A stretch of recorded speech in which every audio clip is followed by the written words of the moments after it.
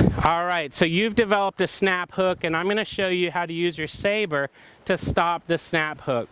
The difference between a hook, or a ball that draws consistently and maybe a little bit too far, and a snap hook is that the snap hook immediately starts left and continues to go left for a right-handed golfer.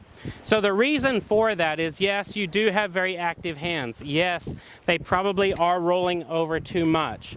So what I want you to do is watch the video that I talk about the hook and learn how to use your hands better. But the snap hook is slightly different because it's initiated with an over-rotation of your upper body.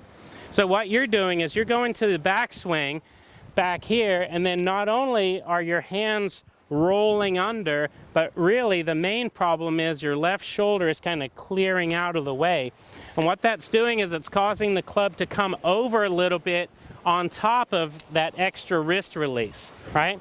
So if you're snap hooking it, you're coming over with active hands, and that's causing the ball to start low and continue to go left. So here's how you fix that. What I want you to do is work your arms to the backswing, just like you did here. And then instead of starting any rotation originally with your body, what I want you to do is hammer down. So you're going to take the Saber back, set it at the light end where the timing mechanism drops in your hands, and you're going to hammer down. Set it, hammer down. And then what I want you to do is synchronize your turn. So as you snap down, turn through. Right? Snap down, turn through.